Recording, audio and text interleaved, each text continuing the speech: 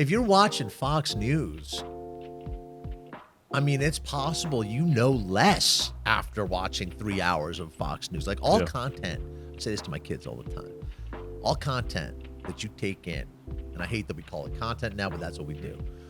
It either makes you smarter or makes you dumber. Right. And the same piece of content can make one person smarter and another person dumber.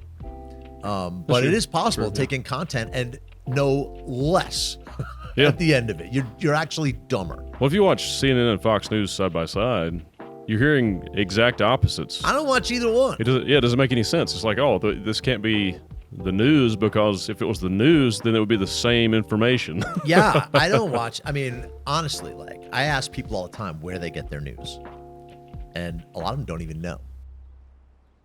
There's a lot of positive in the evolution of broadcasting and media and the decentralization of power in media. Because, see, the mainstream, I do a lot of talking about this, so I have a lot of things to say. I hope that's okay. No, yeah, please. That's what this is about. So one of the problems with that, what we call the mainstream media, and I have not worked very much. I've been in alternative journalism pretty much my whole career. Okay. Which now I guess we're considered a legacy media because we have a print edition, and our industry's been around since the 60s. You guys are a smaller publication, though, right? Yeah, but we are part of the alternative journalism tradition, and I can talk about that in a minute. Yeah, okay. But what the mainstream press always has done is police the subtext with, like,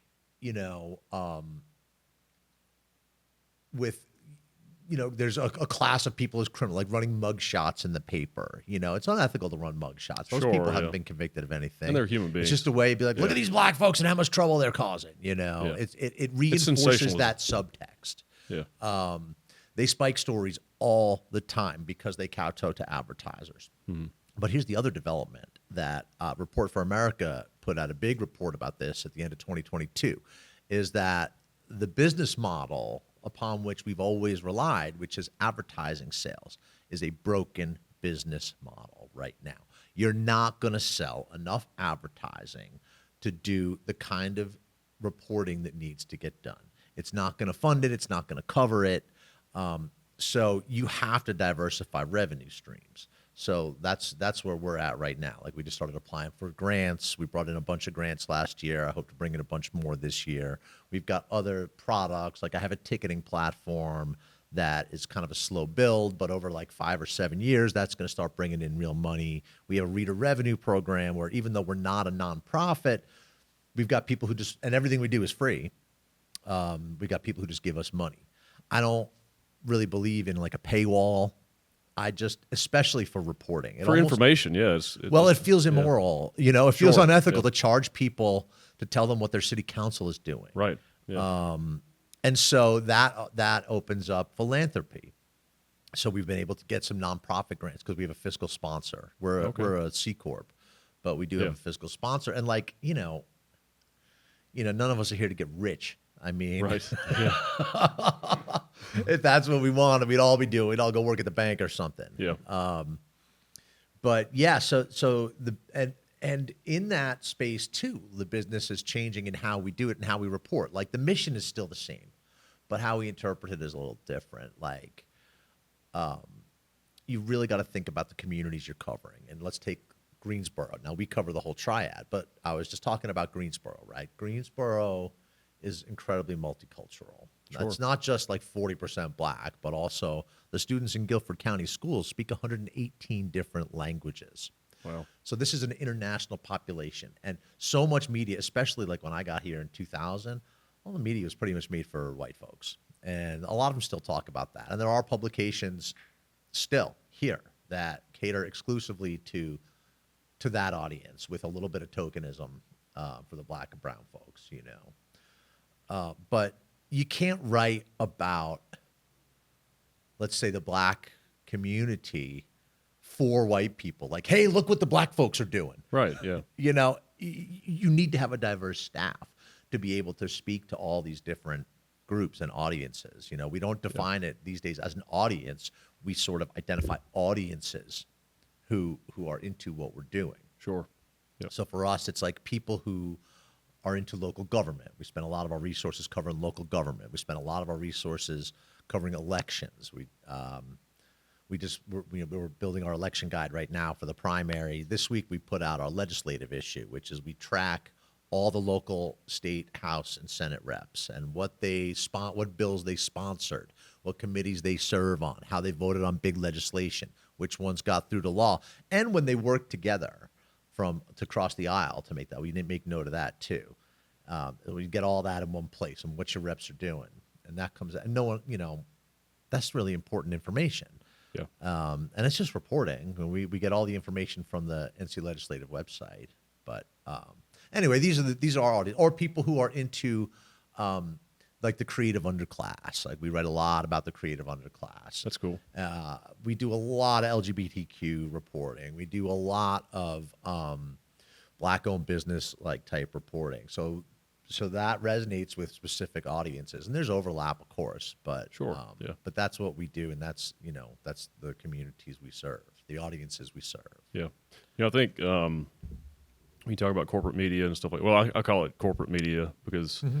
The larger, not really you guys. We call it legacy media. Yeah, you guys are more of a legacy media, but I think the larger companies that, that Fox News and MSNBC and all these big corporations, these big networks, they're corporations. It's corporate media. So I don't get my news from those companies because I can't trust a company because they have a bias. A company's interest is never with the people, it's always with their profitability and shareholders. Yeah, it has nothing to do with telling you the truth or helping you out. Or mission. And this happened years back, and you can see it in television news, especially where these networks started lumping the news over in the entertainment. Like news, you understand.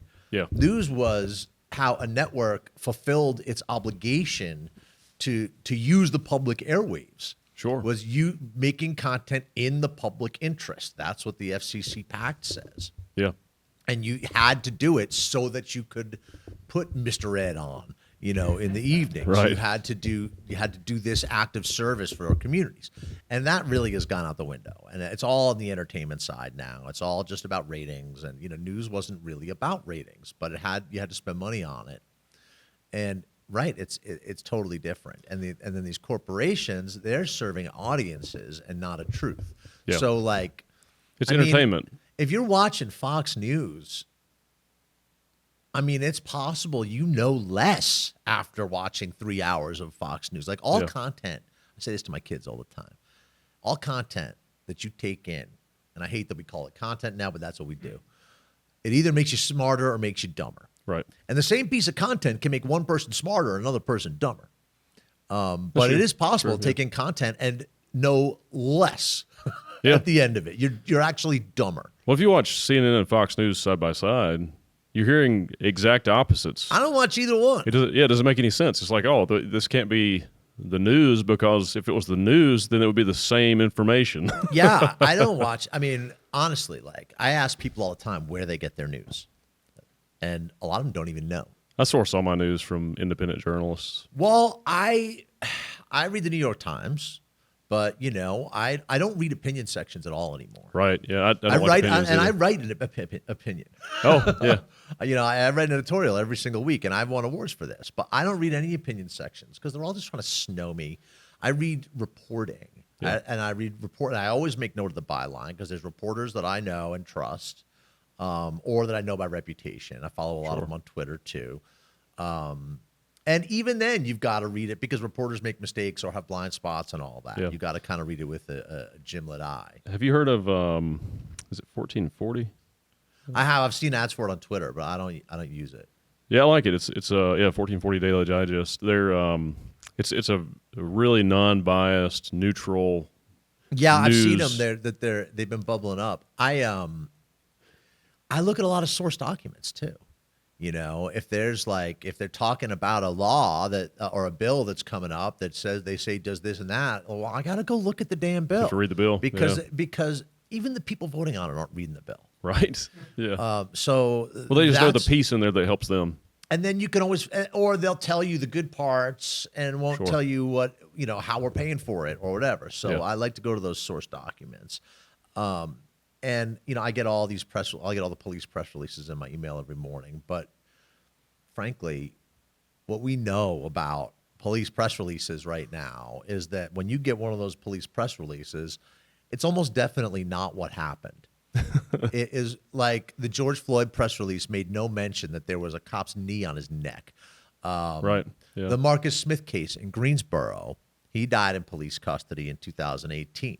In that police press release, there was no mention that he was hogtied when he died. And that's how he died. It was ruled a homicide by the coroner. Yeah. He died because he couldn't breathe, and he said, "I can't breathe," and all of it. And if you watch the video of it, which is very difficult to get a hold of police body camera footage, but they released it finally. They were all sitting around talking, the EMTs and the cops. Then one of them looked over and they were like, "Hey, he's not moving. He was dead." And they had hogtied him, and they didn't make mention of that in that initial press release. It took a lot of digging to get. You know, you and I could talk for hours. No, we don't have that time, but and I don't want to. Before we get into this, I did want to mention something about what we were previously talking about with the corporate media and stuff. And interesting, but I do want to come back to the police thing because I have some ideas on that too, but or perspective, I guess. But I really appreciate the way that technology tends to decentralize power, because I think power is always a bad thing, no matter who creates it or what organization it comes out of. It just seems that when power becomes too concentrated, it always does negative things. It becomes a parasitic type entity. It starts to absorb everything, and so I think. But here's another. I'm really fascinated with structures. I like the way things. I like to figure out how things work and look at the bigger structure of the whole thing, and technology has decentralized power in a lot of ways, or at least some layers of it. So and it's given rise to some new players too. Yes. So what's fascinating right now is that with it started with music, the music industry primarily around 2000. Started. I remember. Yeah. To streaming services and stuff like that developed out of that, and which I think is great, and it also is great for musicians. I know, like, the musicians that were crushing it, they're not able to crush it as well with record sales, but they still do great live and stuff. But I think it opened the door for more artists to express themselves and to have an audience, and I think that's great. And even to learn an instrument, like you can learn piano on YouTube now. Oh, it's so much. Yeah, I mean, I got my first guitar when I was 16, and that was in the 90s. I had no. Yeah. We had no resources to learn, and I didn't know any really good musicians. You could buy a book, but it's not the same. It's not the same, yeah. And so I played a little, I jammed with some buddies and stuff, but we know what we were doing. We didn't know music theory or any of that stuff. And a year ago, a buddy of mine who was a drummer, and he hasn't played in 20 years. He just started playing the drums. I've been playing the drums some. I use it as like a creative outlet, just sort of get the juices flowing so I can do some writing. And so he started playing the drums. I started playing guitar, and I was like, that sounded pretty cool, man. And so I started learning music theory, and we started a band. We've got a gig tomorrow night. But you can learn so much faster today than you could 20 years ago. Well, I mean, I run a damn company right now, and that was never my dream. I never wanted to own my own paper. Yeah. I just wanted to be a cool-ass feature writer. That's what I used to do. But, I learned how to use QuickBooks by watching YouTubes. I learned how to build and maintain my website and plug it up to my server. I learned how to build other, all that stuff, because I graduated. I have a degree in journalism, but I graduated college in 1993. Yeah. When we didn't have emails. Yeah, there's no internet in 93. I started out as a freelancer, and when I would file stories, first I used a damn typewriter, and later I would print it up, put it in an envelope, and put it in the mail. Right. Well, 93, I was playing Doom over the internet, over the landlines, right, with my friends. We put our college newspaper together. We did it when we were cutting and pasting stuff. We were literally, and we were cutting and pasting stuff on the flats. Yeah. The production was entirely different. Like putting a photograph in a newspaper was like you had to get the photo, make sure if it's color, you got to turn to black. You need black and white unless you have a color press. Most people did not. I remember when the New York Times started running color photographs. It was a huge deal. Then there was a machine bigger than a freezer chest that would turn it. Remember those little dots? Oh, yeah, dot It matrix. was called a stat machine, and you would Oh, turn yeah. the photo into the dots. You had to figure out what size it needed to be and use a wheel, and then take the actual photograph and set it to what percentage size of the actual photograph. The thing, it was a whole thing. And I was in college, working at my college newspaper when Photoshop came out. And we were like, everyone was like, oh, it's so cool. And we were like, well, let's try it. And first we had to find a digital photograph, which in like 91, 92, there's no digital camera. So if somehow we got our hands on a photograph and we pulled it up on one of those old Box Macs, you know, the old Macintosh. Yeah, yeah. We pulled it up and we were able to turn it, and we had a bigger monitor. The old IMAX or the an old Mac, just a Just a regular Macintosh Mac, computer. yeah. This was in the 1990, 91. yeah, so they're still like the square. And we were able to turn a photograph from color to black and white. And we were like, whoa, oh my God, gaps, oohs and ahs throughout the room. And, you know, I mean, it's a joke. It took forever. Yeah, and 30 years later, even you can create a photo. This legislative issue I'm talking about, we were able to go to the General Assembly website, click on it, you know, look at everything there. You know how much research that would have taken in 1993 to put this thing together? It would have taken us all a year. Yeah, we would have had to been filing constantly all session and then editing it down and then this and that. And now we can just pull it up and go through. The research, the reporting, email, cell phones. Like, when I started, I got my first paying job in journalism in 93. And like back then, like your biggest tool was a phone and a phone book.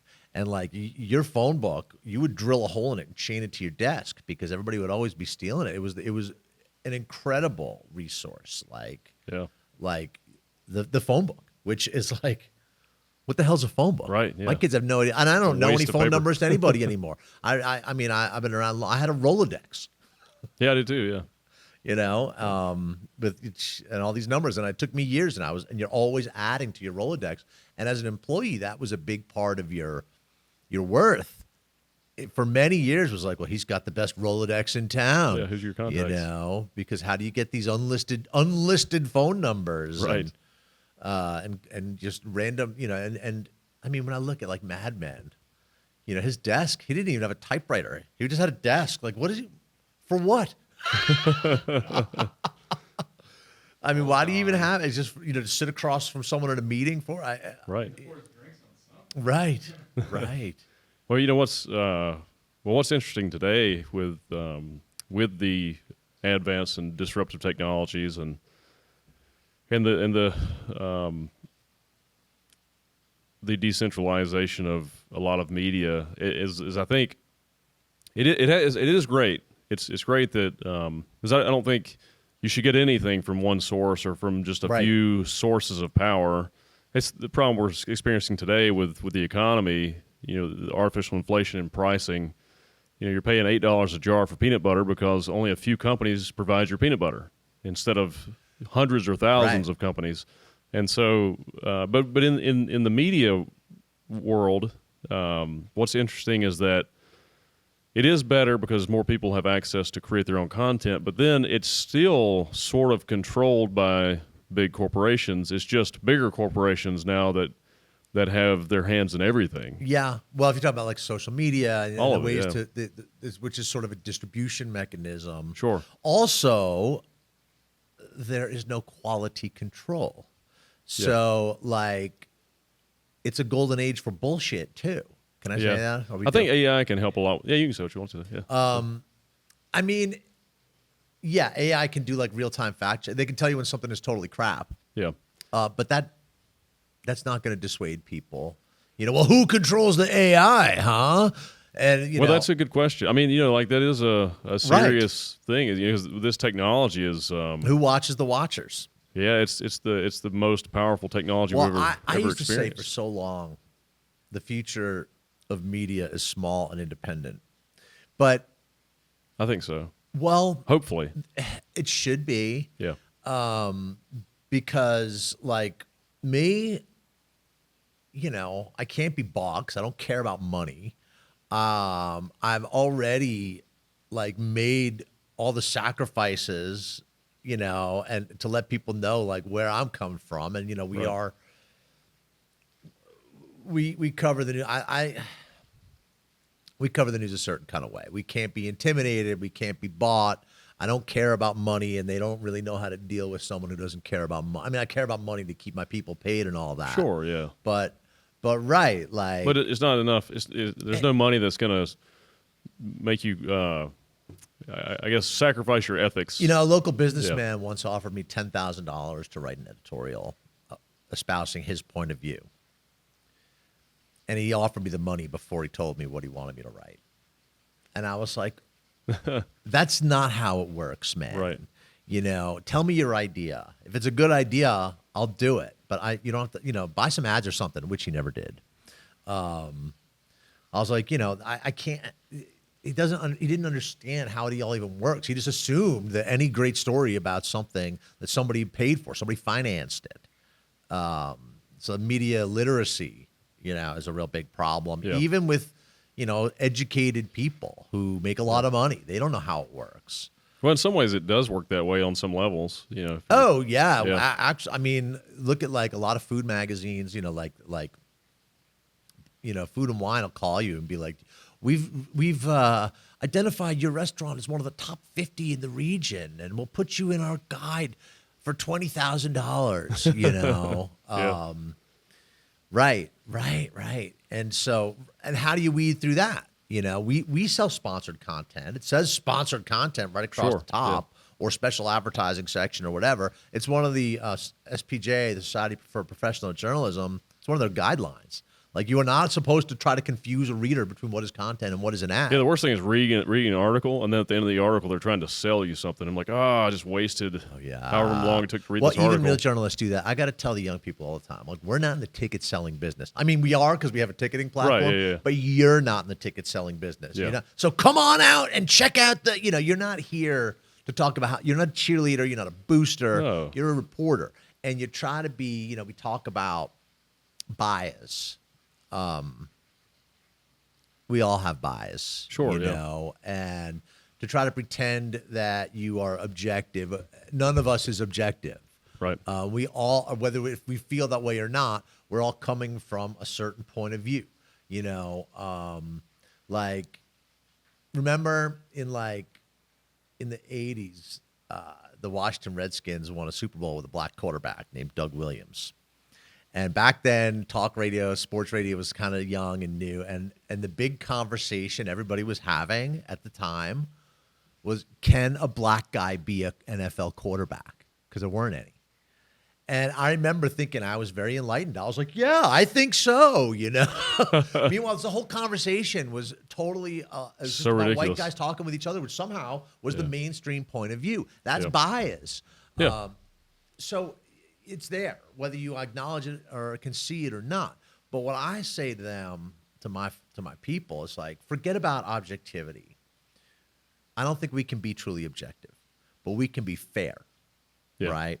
So, you know, if say, you know, a lawmaker passes this bill that we think is horrible and oppressive, well, you got to read the damn bill first, Right. and you got to call the guy and ask him, or the woman, and ask them what they were thinking when they wrote it and what it means, and do we have it interpreted right? And you know, you got to give everybody their say, even if you're, you know, coming down on somebody, Right. or like, you know, like we don't do hit pieces, because that's It's a just not form what of we're here bias, for. really. It's not what we're here for, Yeah. and that's maybe useless to us. And this is the other difference. You're here to share information and Most of what we do is just straight up reporting. Yeah, which is In the great. news section, it's reporting, you know, facts, documents, quotes, historical context, you know, that's what we do. And God, I had something else really that I thought was good to say about that media democratization and what it means. But I lost it. well, the what you bring up about being objective, I think the key to trying to be objective is to always know that you don't have the answer. The reason we're trying to talk about these issues or discuss these ideas is because we're trying to find the answer. And likely there's many answers along the way. You know, the answer is constantly evolving and shifting and I mean, if you're talking about trying to identify solutions to society's problems, right. I talk about, you know, no party has cornered the market on solutions. And this is, I've never been registered to a Well, political party. I think that's one of the big. Yeah, I'm the same because I mean, the I don't want to be, No, for yeah. one. And the other thing is, like, some of our problems require conservative solutions. Some of our problems require what they would call a more liberal solution. Some Right. of our problems require a socialist solution, and some of our problems require a capitalist solution. yeah. There's no one And thing that that's solves. right. There's no. So these are all just these are different ideologies, and there's not Right. one ring to rule them all. There's not a one theory of that's- everything. It's right. It's all the things that. It's a combination of all the things. Well, and yeah. even these words don't mean much anymore. Like conservative, I mean, to conserve means something very specific. Yeah. But nobody spends like freaking Republicans. Well, I think there's a difference between the word conservative and the word Republican, and I think Republican and Democrat, these are establishments or parts of the establishment, and largely they kind of work together. It's like pro wrestling, like they pretend like they hate each other. Yes, a dyad. Yeah, they're all controlled by other companies and stuff. But in the regarding individuals, you do have more conservative minded people and more liberal minded people, and I'm sort of in the middle. I'm both depending on what the issue is, and I think. But when you have people that are just real conservative or just really liberal, those people have strengths and weaknesses.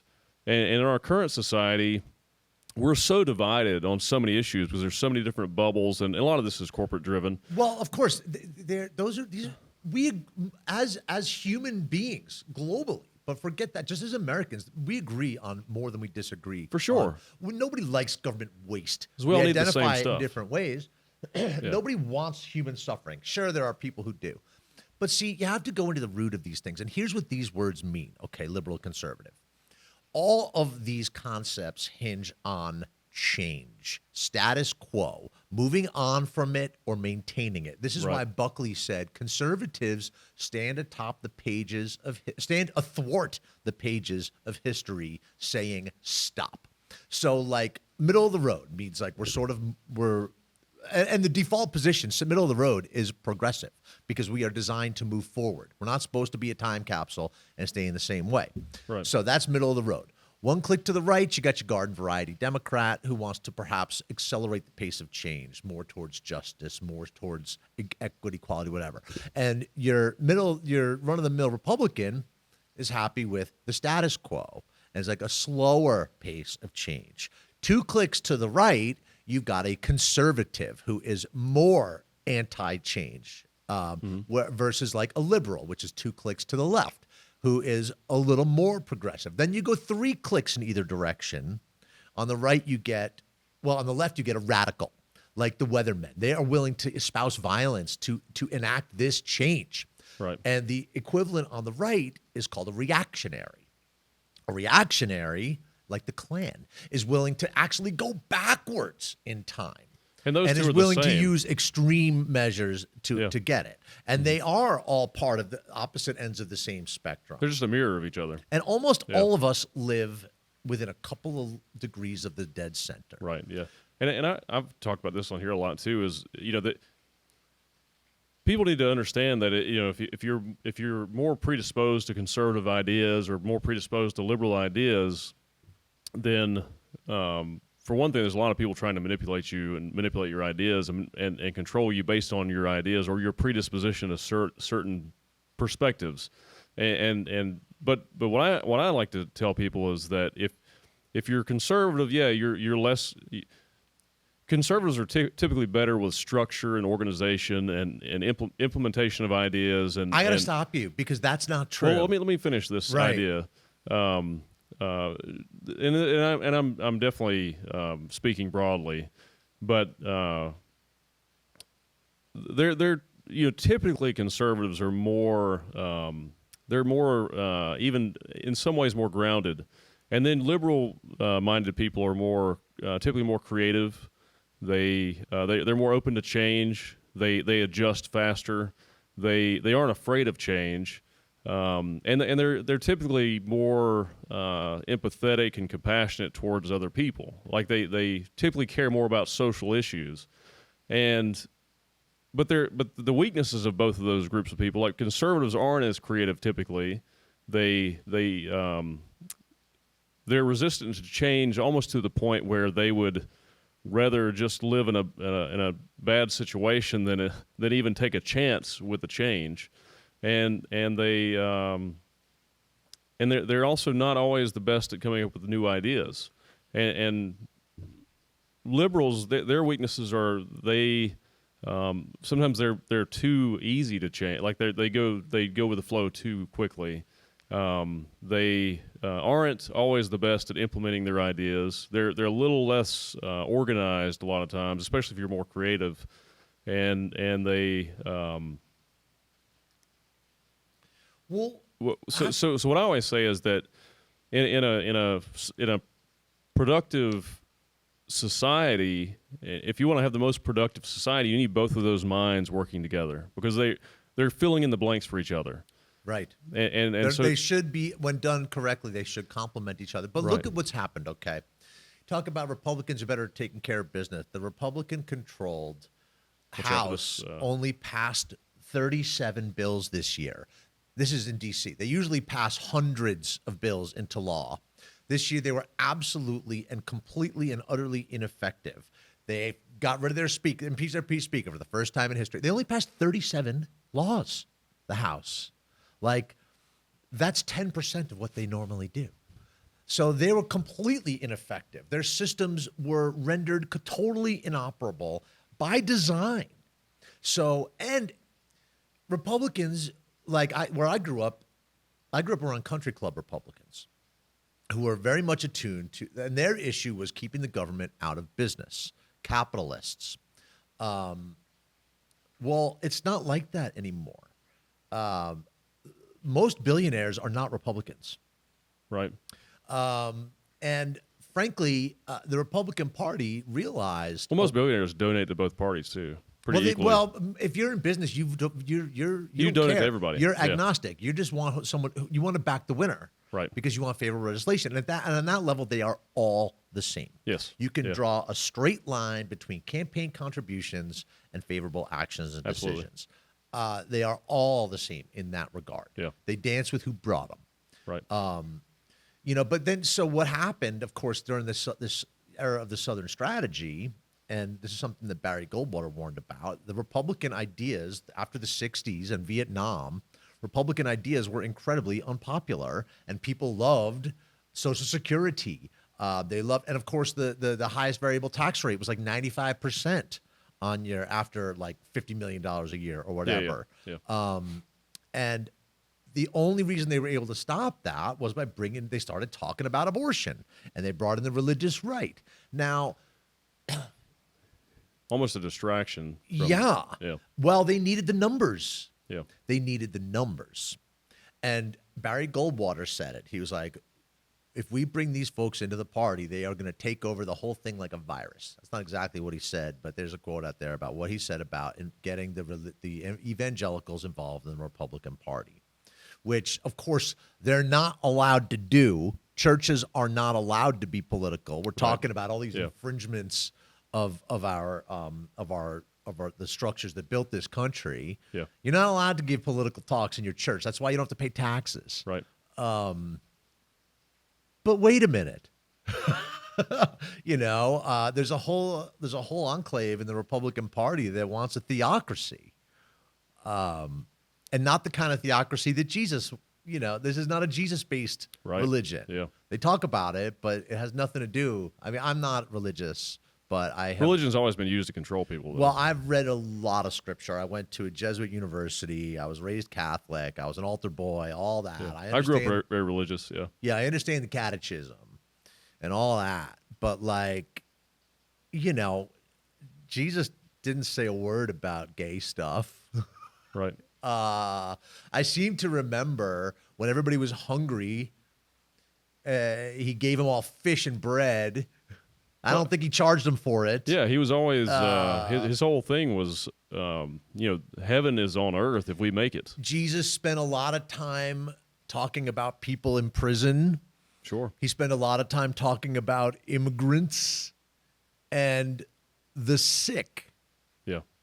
So if you are a follower of Jesus, your issues should be free health care for all, open immigration to take care of the people who need to be taken care of because they're fleeing whatever it is they're fleeing in their home countries. A lot of stuff we cost. And humane criminal justice.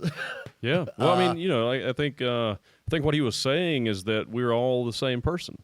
Like I am you. If you're hungry, I should be hungry too. I should be wanting to feed you. Like, feed this man. He's hungry. So, and obviously our society is large and complex and very fragile, and we have to be careful with what how we operate the society, or we could collapse it. But at the same time, if it goes back to what I wanted to get to with you about the police issue. Is I support the police. I'm thankful we have them. I'm thankful I don't have that job because it would be a horrible job. It's not I would never do it. It's not a good job. It's not. It's most of those officers. I'm sure they have some sort of PTSD and a lot of issues. And when I see stuff like that you were talking about earlier with the guy, the police brutality and stuff like that. When I see people behaving that way, criminals also. When I see people behaving in an undesirable way, I'm like, what's creating that? That's not their behavior in that moment. Like, that person is not the problem. It's something that's creating that person to act that way. Well, I'll tell you. I mean, so, in a different life, I was a bartender in New Orleans for like 10 years. Oh, that was a wild job. I know a lot. Yeah. Well, you wouldn't even believe me when I started telling. My last job, I worked at a 24-hour bar for 5 years, and my shift was 2 a.m. to 10 a.m. Oh, wow. I did that instead of going to grad school, and I think I got a good deal out of it. But I know a lot of cops, and I know a lot of New Orleans cops. The New Orleans NOPD is the most corrupt law enforcement agency on the continent. Yeah.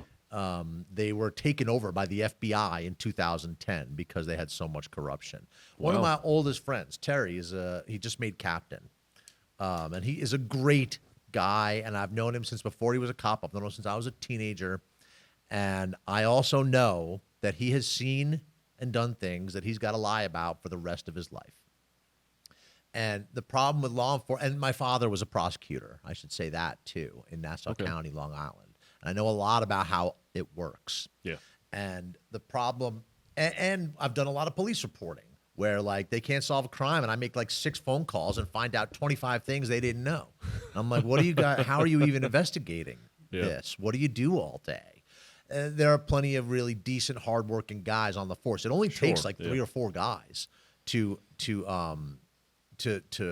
make a climate of oppression and corruption. Well, they're all highly underpaid too.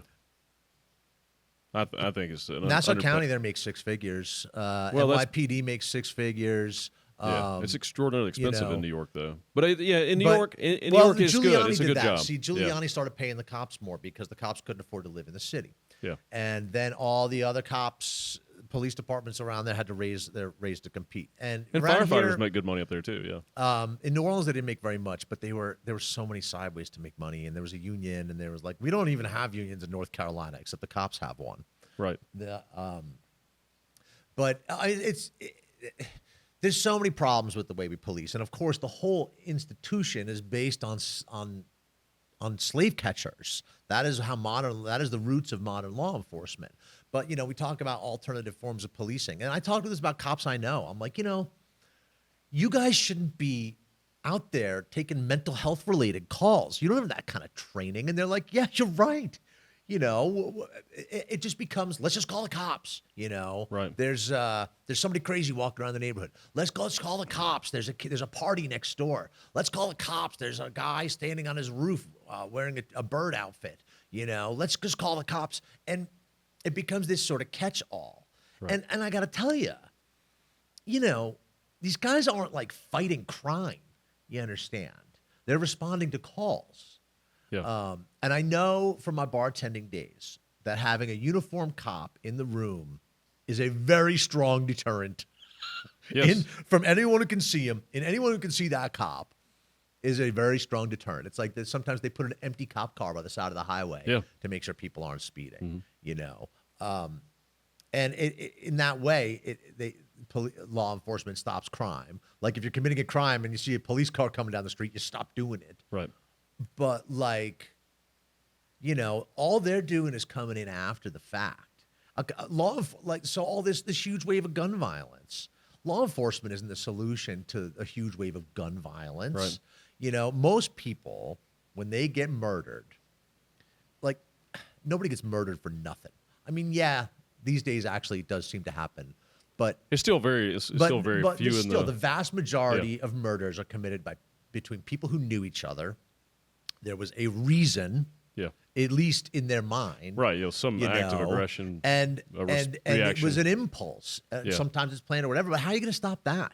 All you can do is come in behind it and clean it up and try to figure out who did it. Right. And that doesn't work like it does on television. Or what we should do is figure out why that happened. Well, right. Really.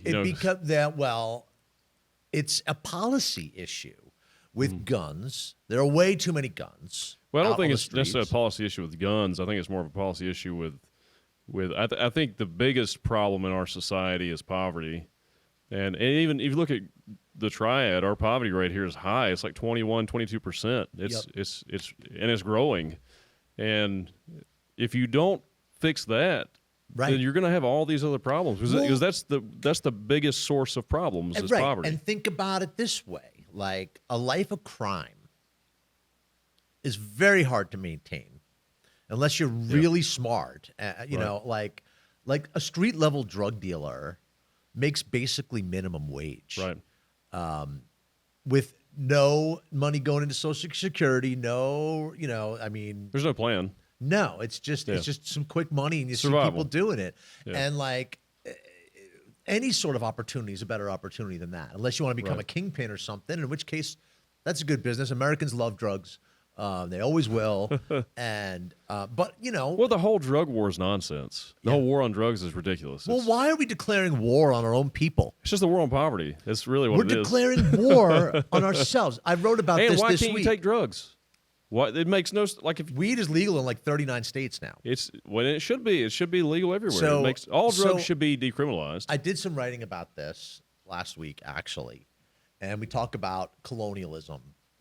And how during that sort of time we would just plant our flag in these foreign countries. We would loot them. We would take sometimes their actual people and use them and turn them into commodities. We would commodify humans. We would take their resources, their gold, their treasures, exploit. We're treating ourselves like that now. Yeah. We're going to war with Americans. You know, that's what the war on drugs is. Every single person that the war on drugs is. And of course, the war on drugs, I don't know if you read about the new Jim Crow. If you read that book, but the war on drugs was basically an extension of Jim Crow. Yeah, well, it was just to eliminate opposition. It was a way to, one of my friends was a public defender here in Guilford County, and after he got out of law school, a couple years in the public defender's office, I was having coffee with him, and he was like, "Man, from where I'm sitting, the criminal justice system is at its core a tag and release program for young black men. Get them in here, get their fingerprints, get their name, find out where they live, and then when something happens, you got a whole list of people who might have done it." And I interviewed Daryl Hunt before he died, right after he got out of jail. I've interviewed two guys who have done more than 10 years. Daryl Hunt did 19 years for a crime he didn't commit in Winston-Salem. Wow. He was the exact same age as me, and he went to jail when he was 19. He got out when he was 38. And just looking at this guy, and he got like a $3.5 million settlement. And I was talking to his lawyer, and I was like, "So Daryl Hunt's got millions of dollars now. So I guess he's rich now, huh?" And he's like, "Well," the guy's name is Mark Rabel, who's done a lot of work with the Innocence Project and stuff. And Mark Rabel said, "Well, think about it, Brian. You're the same exact age as Daryl, who's been locked up since he was 19. What have you accumulated since you were 19? Right. A network of friends. You went to college. You had all these jobs that gave you all this experience. You have a car. You have a wardrobe. You have a bunch of toiletries that Daryl doesn't have." Daryl came out of jail with absolutely nothing. So $3.5 million, you ask me if Daryl Hunt is rich, I'm telling you no. No. He doesn't have anything. He doesn't have any skills. He doesn't have a work history. Yeah. He doesn't know how to use a computer. He doesn't have a cell phone number. Yeah, and if he doesn't have any direction or any guidance, that money's just going to go right back into the system. Right. The other guy I talked to was Greg Taylor. Greg Taylor was a white guy, and he got arrested. He went down for murder. A woman got murdered. And his case was the one where we found out in 2010 that the State Bureau of Investigation was fabricating stuff for prosecutors. I don't know if you remember that whole scandal. 4 men were executed based on false evidence that the SBI put forward. And it all came to a head with Greg Taylor because when they found out that the stuff that the SBI said was blood on his truck was actually mud. He had been smoking crack with this black dude named Johnny. And it was just, he was into crack at the time, and a lot of people, crack was very popular. They went out like off-roading. Which was all driven by the government too at the time. Yeah, crack was, yeah. So when they found his truck, he got his truck stuck in the mud, and they walked home. And the next day when they came back, there was cops all around. There was a body near the truck. And of course, he was the first person they asked. They told him several times, if you tell us the black guy did it, we'll let you go. He's like, we didn't do this thing. And they did eventually find who did it, and they had to let him out. And he, God, Greg is still alive. And I think he's living in Hawaii now. And he's a really damaged guy. He had a career in technology in like 1980 or 1992 or something. Oh, wow. But he missed cell phones. He missed he missed the internet. He missed, he couldn't go back into that line of work. They had to pay for the rest of his life, just like they did with Daryl Hunt. Poor Daryl. Daryl killed himself eventually. Yeah. He couldn't overcome. And I haven't talked to Greg. I still converse with Greg every now and then on Facebook. And he's just trying to find some peace in the world. Yeah. But so law enforcement, they're not, and prosecution, and I've had long conversations with my dad about this. They don't really care. No, it's about winning. Did it. There's been a crime. They got to find one person who did it. And can you convict him on what you've got? And it's not built to go in reverse. Yeah. So it was very, very difficult for Daryl Hunt to get out of jail, even after someone had confessed to his crime, even after they had a DNA match, even after, because my dad was telling me they talk about this in lawyers and prosecutors and cops and detectives all talk about this. Oh, well, that just erodes people's faith in the system. It's like, well, if they knew how many mistakes there were in there, they wouldn't have any faith in the system. Right. And also the system's broken. It always has. Everything we build is going to be broken. We're talking about these guys that had these unfortunate situations. And you mentioned the race. I think that's a big problem too, is race isn't a real thing. It's a construct. Yeah. It was created by racists. Yeah. Well, if you listen to black folks, they're like, we didn't invent racism. Right. White people invented racism. Yeah. Or anti-black racism. Or just racist people created racism, not even white people, because there's a lot of different cultures in white people. Oh, yeah. Well, so my managing editor is she's a first-generation American from her parents were born in Japan. Okay. And she's like, it's kind of racist in Asia, there's, I guess racism probably comes from, thousands of years ago or just hundreds of years ago when you saw other people approaching and they looked different. They may be coming to take all your shit. It comes from fear of the other. It's fear, yeah. And we make it worse when we live in racially homogenous silos. Yes. The Washington Post did a story a few years back about it was really interesting. It was 70% of white Americans don't know any black people. Really? Well, if you live in Idaho or something, that's true. Yeah, there aren't any Midwest. black people. Yeah. Spokane, Washington, where Rachel Dolezal did her thing, where she was president of the NAACP and was cosplaying as a black woman. Spokane is 96% white, so it doesn't always come up. All black folks know white folks, right? Because your boss, we're everywhere. So they're 13% of the population. Yeah. But not in Greensboro, but but nationwide, just totally right? Overall, so that's why that 70% of white Americans don't know, and by know it's have a relationship with some of a different race, yeah, And it just kind of blew me away. And now my kids are all older. My kids are all adult age right now. But watching them come through school, and my kids all went to public school in Guilford County, it really, I was like, look at this group of kids growing up. Where I grew up, man, there were 2 black kids in my whole high school. I went to a predominantly white school too. We had I went just to a public few, school, but I'm from Long Island, man. which is really strange. Yeah, but it's totally segregated. And the town I grew up Yeah. in is a little town called Garden City, and everybody goes. It's a rich banking town, like the Okay. lacrosse town, and like Yeah. everybody works on Wall Street. There were 2 black kids in our school, and I think one of them, her dad worked there, and very few black folks in our town because Wow. it was a segregated town. It was redlined, just like yeah, everywhere sure. else in the country. But anyway, I look at, like, when my kids were in high school, I'm like, this is incredible. Just the blend of cultures and races, sometimes in the same human. technology, The kids yeah. like Vietnamese and Irish, or like. Well, that's why I was going to say the Rachel Dolezal thing. I mean, I know she was saying she had, she was a descendant of from she had black ancestors and stuff like that. But or what is it? She was saying she was primarily African American, or She just said she was black until it all, and she was doing her hair and all that. yeah. But she's just at the same time, I've got a problem with all the issues with what's the word? Racial, not profiling. misappropriation. Appropriation, Cultural misappropriation, Yeah. cultural appropriation. Yeah, so I think that's I think cultural appropriation is a problem if you're making fun of someone's culture, or if you're trying to put someone down because of their culture. If you're being malevolent about it, I think that's definitely not cool. But I think, like with her, I think she just embraced that culture so much. She shouldn't have lied about Right. it. She but didn't also, need to. But also, do I think you could go philosophical in this, and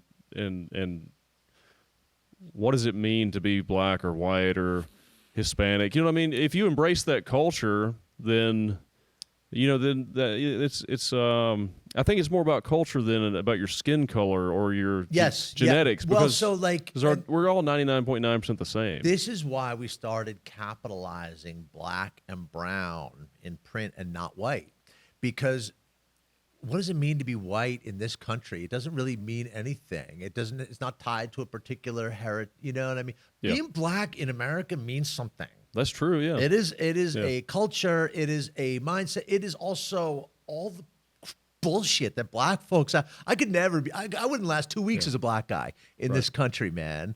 Just I don't know how they do it. Yeah. How they put up with just this casual racism, which can be worse than overt racism. So let's talk about the alternative press for a moment, which Okay. is so I work. Triad City Beat is technically what we call an alt weekly. We are in the Association of Alternative News Media. This is a niche in the media world, and this goes back to the Village Voice, which was started. Actually, I think it was the late '50s. Norman Mailer started the Village Voice, among other people, and that was really the first alt weekly that wrote about LGBTQ issues Right. as more than like deviancy.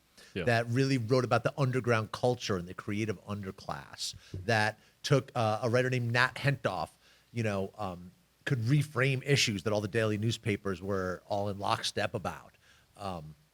And through that grew this huge sort of pantheon of free weeklies. And in this 1970s, they got big. In the 1980s, there was a huge explosion of it. Every city's got one. Indie Week in Raleigh-Durham was part of that surge in the 1980s. My first real writing appeared in The Gambit, which was New Orleans alt weekly, which goes back to the 1980s. The Austin Chronicle, which owns South by Southwest, is an alt weekly that started in like the 1970s. The Chicago Reader, which recently went nonprofit, is a 50-year-old alternative news weekly, and that's what we call ourselves. And a lot of the things that we always did in the alternative press is now mainstream, like not running mugshots, Right. like centering the people who get crushed under the wheel as opposed to the people who are driving it. like treating LGBTQ communities with respect and Yeah. acknowledging that culture. All those things are kind of Main Street now, capitalizing black. But you know, you talk about like the alternative press, like they're all hiring like marijuana writers now and all that. And we're actually thinking about taking the name alternative out of our association because one, the term has been co-opted by like the alt-right and all that. And we're starting to do some philanthropy and funders are kind of spooked by the word alternative. And folks in like the black press who we're making all these strategic alliances with, they don't like that term at all. The alternative, right? Yeah. Alt, the alt pro. Whoa, what is that? Some sort of alt right? It's like, no, we were here first. Yeah. It's more of an independent media. Right, and this is where I came up is writing like weird long form features. You know, I started writing about food and art and music because that was my background. I knew a lot of chefs. I cooked. I knew a lot about food. I was part of the creative underclass, so I worked for artists. My work study job in college was for a sculptor, and I helped him make stuff and mixed his clay and helped him set up installations and I've always been part of that. I didn't get into politics and government until I moved here. But like, and I would write these weird, you know, I would always look for these weird little pockets of people doing stuff, and that's what I wanted to write about. But now, like as a publisher, like my big plan is I want to get like a school board reporter because nobody's covering the damn school boards. I don't feel very alternative when I just want to cover local government because nobody's covering on the regular local government. Our first grant we got was someone to cover the damn city council because nobody was going to Greensboro city council meetings on the reg. And there's the same over in Winston-Salem. You know, the beat and beat writers get a lot more stories than people who just parachute in. If city council is your beat, then like you'll get sources. They know you. They'll tell you stuff. You'll get leaked stuff. People will call you and they know you're covering this. And then also like a beat reporter can notice something like, hey, wait a minute. That's not how they normally vote on issues like this. Usually this goes to a voter. Something smells wrong. Right. And 80% of the time, that instinct right there is what uncovers a huge story. Yeah. So a case in point, a reporter named Joe Killian. He used to work at the News and Record. He covered the county commission and got very familiar with politics and how it all worked. Mm-hmm. Then he writes for NC Newsline, which is a nonprofit, and he covers higher education. And he was covering the UNC Board of Governors. And this is when the Nicole Hannah-Jones thing came up. She was offered this fellowship at UNC. This fellowship had always come with tenure, but they decided she's the one who wrote the 1619 Project. What is it? The 1619 Project, Nicole Hannah-Jones. It's a huge deal. It reframes U.S. history through the lens of slavery. Oh, okay. And it's woke, as they say. Yeah. And it documents. It's a fantastic. It was a series that ran in the New York Times, and it was unbelievable, and it blew me away. But so they offer her, and she went to UNC, and she also interned at the High Point Enterprise way back in the day. So all of a sudden, this job doesn't come with tenure; it becomes something put up for a vote. And Joe Killian is covering this meeting, and they decide. They basically did this maneuver where they didn't vote. They punted. They kicked it down the road. And Joe Killian was like, hey, wait a minute.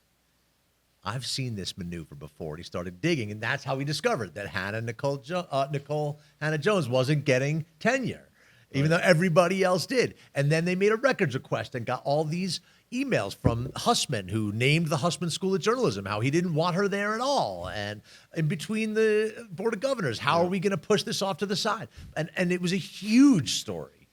And it all came about because Killian smelled something like, hey, wait, they were trying to obfuscate this. Yeah. And he picked up on it. And this is when reporters are at their best, is when you uncover something that they don't want you to know. Right.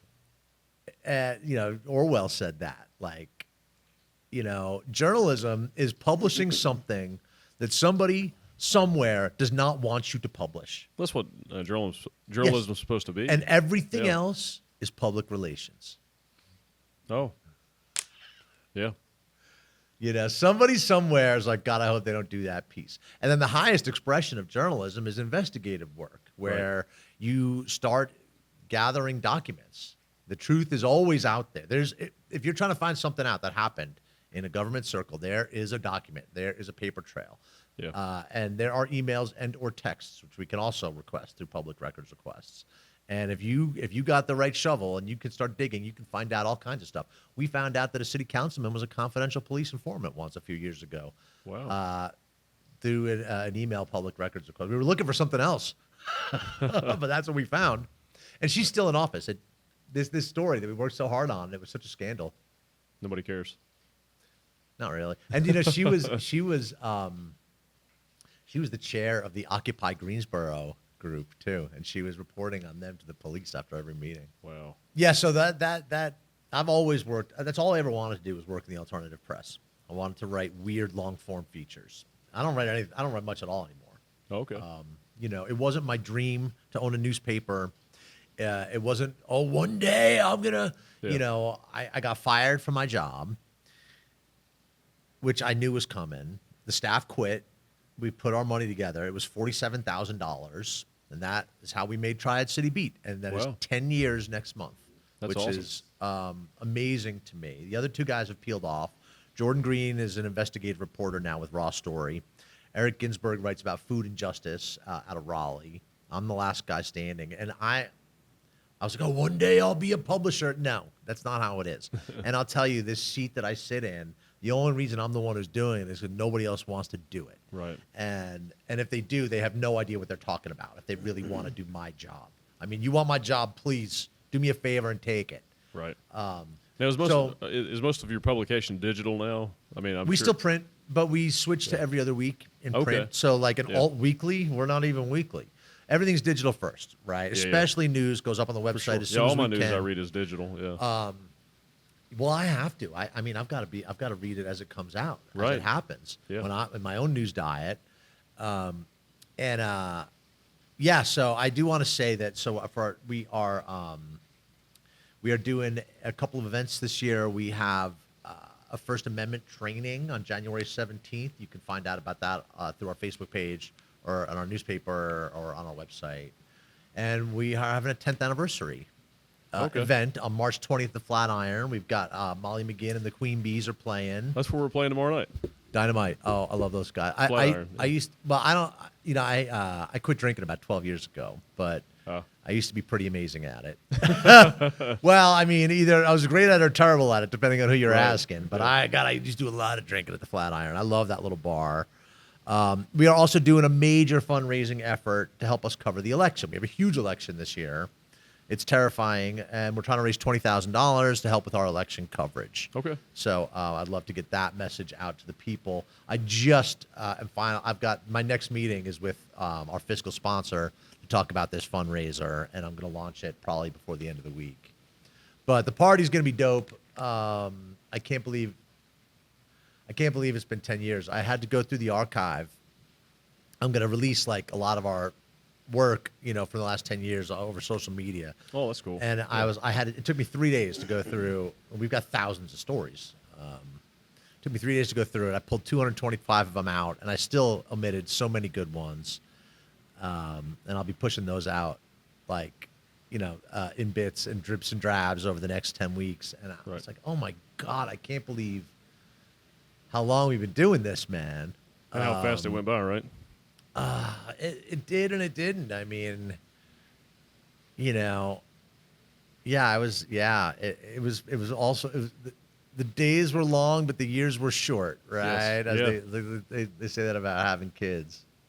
It's very true. Actually, having a kid has slowed time down a little. It does until they're all of a sudden you look up and they're 12. Right. Well, and then you look up and they're 23. My oldest is 23. He graduated college. Wow. He's back at home right now, applying to grad schools. I got two others in college, And I'm just like, that was kind of fast because you think it's going to be like this forever. Nothing's like this forever. It's hard to believe 2010 was 14 years ago. You know what blows me away? Yeah. I was born in 1970. I was born in Right. 80. So, yeah. So I was born in 1970.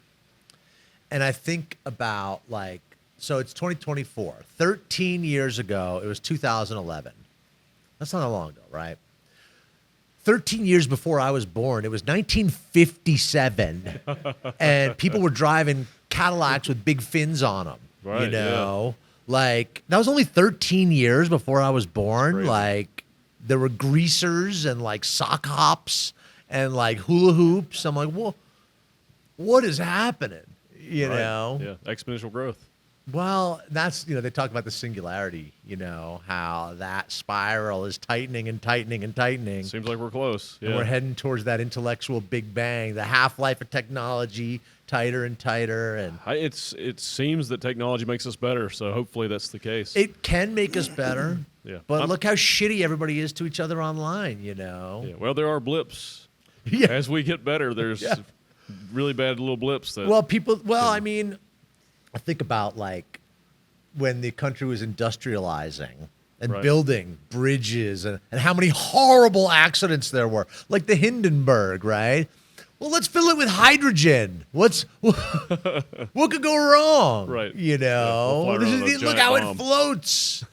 What about helium? No, hydrogen's even lighter. yeah. Of course, the Hindenburg was full of Nazis, so people don't talk about that part of it. That's true. So There was a swastika on it. Oh, that's true. Yeah. Yeah, there was a swastika on the Hindenburg. Yeah. So, Made a nice album cover. I mean, it wasn't all that bad. I don't know about humanity or anything. Yeah, the Hindenburg was full of Nazis. There was a swastika Oh, on the well, that's not Hindenburg. that was we should have celebrated. Yeah, it makes it weird. The reporter that was there that said all the humanity that lost his job when he said that, he should have been cheering or something. Right. Yeah. He broke character. Yeah. The best reporters really try to be agnostic. The headline of that should have been Karma. Nazi dirigible goes down in flames. Yeah, that's funny. Thousands cheer. Hope. There were plenty of folks in Europe cheering that. Sure. Yeah. Yeah. In Poland. Oh, Yeah. Nobody talks about that part of the Hindenburg. Right. Yeah. That great. But remember, all these railroad wrecks and all these horrible things that happen. And that's how we're doing with technology. All the bad actors are doing what they can with it. And eventually it'll all settle into line.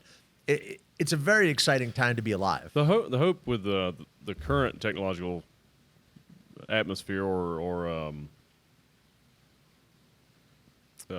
playing field, I guess, is that there are thousands of labs developing these technologies. So it's not just like a couple of companies. There's a couple of companies that have the biggest. I guess they have the most advanced form of AI, maybe. But you don't have to be Google to have it to develop an advanced AI system. You know what blows me away about AI, and Google in particular? Google Translate. They create this rudimentary AI to do translation. Manageable thing. Right. But it had an AI function to it. And so what it did was create a unique language. Yeah. So that everything gets translated into this unique language and back out. That was what the AI deemed was the best way to do this task. So all of these things that we try to do as humans, and we already noted just how deeply fallible. We all think we're pretty damn smart, but we're pretty dumb.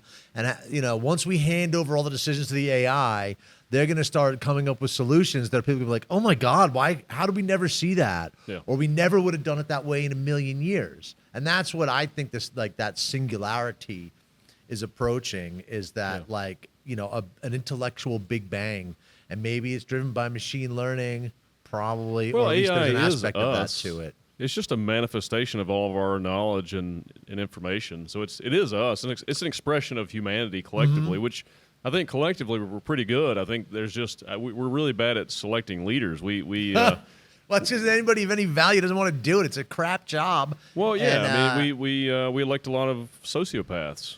Well, yeah. Because that's who wants to do it. I remember, I think just wanting to be like mayor of Greensboro is a character deficiency. Right. You know, Well, it's a sociopaths delusion are- of grandeur. Oh, I want to be a senator. Sure you do, you know. Right. And all the worse people get attracted to it, and like, and then you know, You're either a sociopath or a narcissist, typically. yeah. Well, Yeah. and I talk about like people are like, oh, that's it. What a corrupt system. It's like all governments are corrupt. Yeah. Every single one of them has it, and you have to accept that. Just like every social program is going to face some abuse. We have to you create. know? We have to create anti-corrupt. We have to decorrupt the system with Transparency. transparency, but also ways. I think there are ways we can retool the system where it's not as easily corruptible. You know, you take money out of research, take money out of pharmaceuticals, take money Right. out of eliminate giant corporations. Eliminate abilities. lobbyists. Yeah, lobbyists. Those Eliminate the need for corruption by, you know, Well, by it's always transparent financial, or yeah. the tools of it by making everything transparent, right? take money out of war. Right. Well, and think about what war was always about fighting over land and resources, right? It still So is, like sort of. but like China owns 2/3 of New York City. So why would they go to war? They just bought it. They don't need to go Right. and conquer it. Yeah. They just It's- paid for it. It's more like war against places that won't let you in. It's war is about looting now. You know, It's well, taking, I mean, okay. Look about you know, Russia and Ukraine. Ukraine.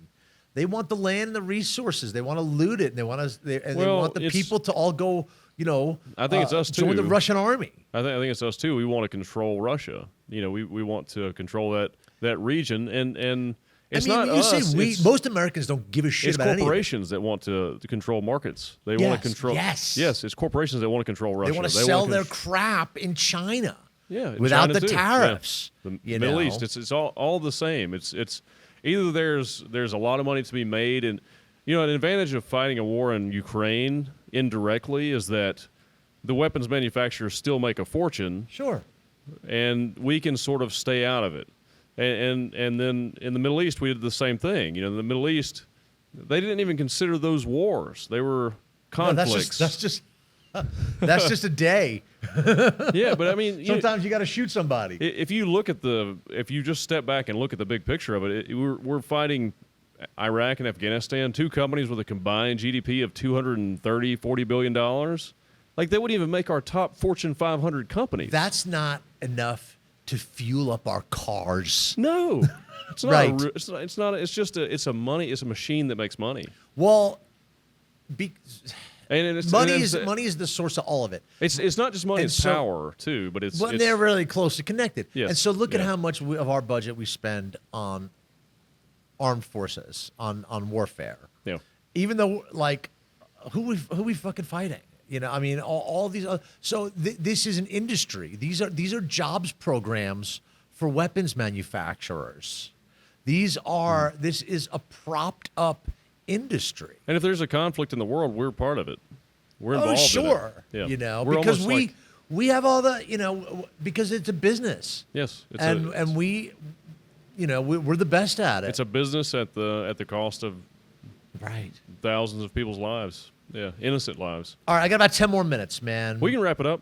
Anything you want to ask me about? Anything in particular, or I mean, we could go on forever. probably? Yeah, this is a fascinating conversation, but I appreciate you having you on though. I'm really Oh, happy for you sure, came in. man. You It's know, been a I can pleasure. talk all day. Yeah. Do you want people to follow you personally on socials or? Yeah, follow the Triad City Beat socials. I'm Okay. on Facebook, Instagram, Twitter. I don't do TikTok, but sooner or later I'm probably gonna have to.